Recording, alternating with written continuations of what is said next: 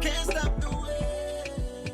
Welcome back inside the Now Morning Show. This morning I have the pleasure of chatting with actor, comedian, director, producer, and legacy maker, Mr. Tim Reid. You would have remembered him from, shows before my time, but the one that I particularly remembered and enjoyed was him playing the dad in Sister, Sister. Good morning to you, sir. Good morning. Good Welcome morning. to the Now Morning Show. It's nice to be here. How are you doing this morning? I'm blessed. I'm blessed. Nice. All right, so I understand that you've been spending quite some time in St. Croix. So you're officially a part of the Caribbean I'm now. a Caribbean now. So I've been coming for many years. First time I got some money, I took my family to the Caribbean. Yeah. And we've been to all the islands. And I found this place in St. Croix and fell in love with not only the people, but the opportunities. You know, there's some great opportunities now with this technology. Not all of it's going to lead to hell like AI, but but some of it we can use.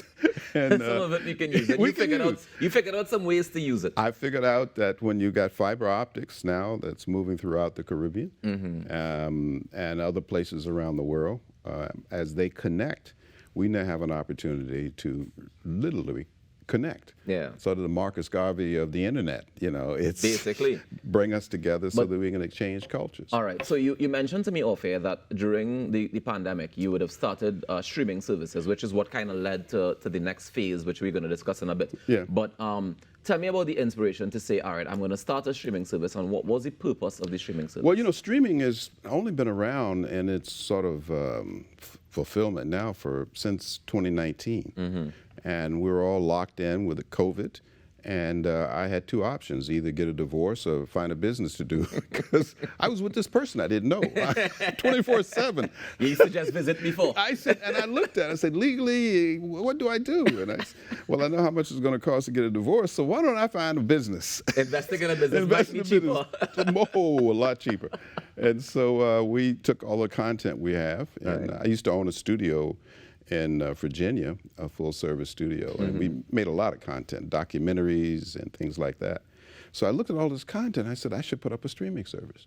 So we ventured into it, and the more I learned about it over a period of 2 or 3 years, I saw the potential of it and the opportunities. And I also traveled a great deal in Africa and Cuba and Europe, and I said, okay, I've met people.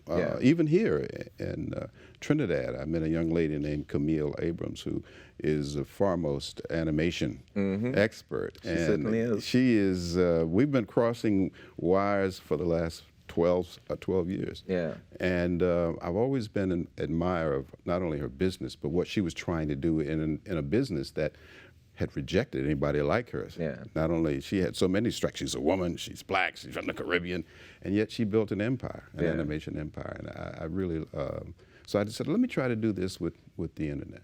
Now, I realize that a part of your drive is to connect the African diaspora. Yes. Why?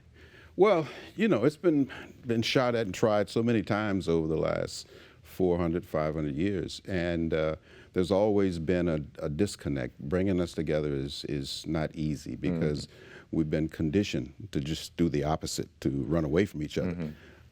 And so, of course, Garvey tried it, and so many people have tried it. Gaddafi tried it. Everybody's tried to bring us together. And I think one of the reasons, so, is the connectivity. And the internet is sort of, it's Pandora's box. It's open now. And I think we can also use it and just exchange cultural ideas, you know, reconnect with our ancestral wisdom, and learn more about ourselves. I mean, I was sitting here looking at the artwork and thinking of what LaTanya did with this piece, and I'm thinking every island has a story of emancipation. You know, every state in Virginia, I mean in the United States, including Virginia, has a story. Why haven't we been telling those? What is keeping us from exchanging the history of our people? And it's because we don't connect. So I said, well, let me try this, and I'm in a legacy period of my life. Let's see if I can't be a part of the connectivity. Is it that you think the stories haven't been told, or we just don't know where the stories are being told? Because I know that for example, in Trinidad and Tobago, we have lots of stories. We tell them here at TTT all the time, but I don't know if it's a challenge of how far does it get, where does it reach? That's the as key. you mentioned, connectivity. The connectivity. You know, the stories are there, and some of us are fortunate enough to tell them. And animation and writing and art. but how do we connect that with others? You know, you go to, I spend a lot of time in Ethiopia, and whenever I'm there, I just, every time I go, I find a new historic moment in history that everyone should be more involved in passing on. I mean, I'm looking at this art, and the first thing I thought when I was looking at it says, thanks to the Moors, we have art of some of the great masterpieces. Why? The Moors created a way to keep paint from sticking with us. There would be no Mona Lisa had it not been for the Moors creating how to use paint and mix it with different things. So that it the stays. restoration, so it stays. So we need to know that history. You know, everything we know comes from a Western philosophy or Western mentality, which is fine. That's history. It's a part of history. Yeah, it's a part of history, but our history has to spread.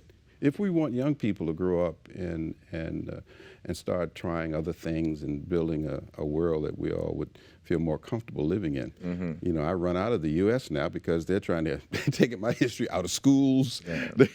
It's crazy what's going on in the world today. But it's interesting because you say, I mean, you're from the U.S. originally, right? And you're saying that you're running away from it, and you're coming to the Caribbean and building this legacy in the Caribbean. No pun intended, legacy TV. How come you didn't do it in the States? To say, well, I tried. Okay. I mean, I did, and for the last 40-something years, I've been working in television. And we've done shows, and there's always the challenge of getting as much of your culture into a character that reminds you of where you come from. Right. I mean, I remember watching television, and until I saw I Spy with Cosby, you know, you don't think of yourself in a full way. I remember the first time Stevie Wonder was on television on Disney World way back. I'm an old guy, by the way. So when you look at television, in my youth, there was Amos and Andy. And I never saw anybody on television that looked like anybody in my neighborhood. Right. You know, I come from, back then, colored town. It was segregated. All my schools were segregated. And that was the world that I knew, and the kind of people, my uncles and aunts and the people who worked at the grocery stores and all, these were interesting characters. And I never saw them on television. So my thing was, when I got a chance to be on television, how can I bring my community to the forefront? And so people can know a little bit about the integrity and the character of the people that I grew up around. And World War I, World War II heroes, and who fought for the rights of others in Europe, and they didn't even have it home. I mean, that's character. How come we don't see that character in the characters that are created by mass media? I mean, look at mass media now. I mean, we're actually regressing. You know, that we're showing us in a ways that I look at it sometime and I'm going, who are we? So since the launch of LGCY TV, which is Legacy TV. Young people made me do that. I'd have called it Legacy. No, you need an anagram. Okay, LGCY TV. All right, so since the launch of Legacy TV, now, what have you been able to achieve, and what can we look forward to from it? Well, first phase is that I wanted to get branded in the Caribbean. I wanted people to know that I wanted to tell stories and be involved with the artists and the great people in the Caribbean, to try to come up with a new way of conditioning young people through the media. So I chose the Caribbean because of fiber optics. It's not readily available to the common person in the mainland, believe it or not, as it is in some of the islands in the Caribbean. Okay. It's a new. It isn't a new thing, but it's been around now, and they need the bandwidth. They need fiber optics. Cable is rotten in the ocean. They can't use that, and Musk controls the sky. So, you know, if you don't get on his Skylink, you can't reach anyone. Or you have to go. So fiber optics was offered to me at St. Croix. And I said, let's do it. So the first phase is to brand myself in the Caribbean. And once I do that and work with the artists that I meet and interchange ideas, I want to then push that over to the African diaspora, wherever they have chosen to live or have been taken.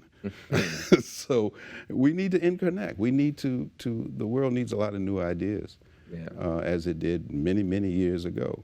And so I think when we connect and recondition our minds about who we are as a people, we can be more useful and more helpful in rebuilding our communities. They always say that you can't know where you're going unless you know where you came from. You got to know. If you don't, you're going to repeat the same stupid thing. And we definitely don't want that. So thanks to Liberty Media Latin America and Flow. I know they're competitors with you guys, but I'm on there with video on demand as well as linear television. And then we're going to expand. Nice. Just so you know, Flow is not really our competition. Like, we are TTT. Oh, okay. All We right. are. All We right. are what we are. All right. But I want to thank you very much Well, for thank you. joining us this morning, and congratulations on the initiative. I look forward to seeing the fruits of it. Thank you very much. Yeah. Ladies and gentlemen, Tim Reid joining us in studio to chat about his brand new Legacy TV that's been launched across the Caribbean, and we look forward to seeing much more from him and from Legacy TV. Stay tuned. It's in our morning show. We have a lot more. When we come back, we actually have your birthdays.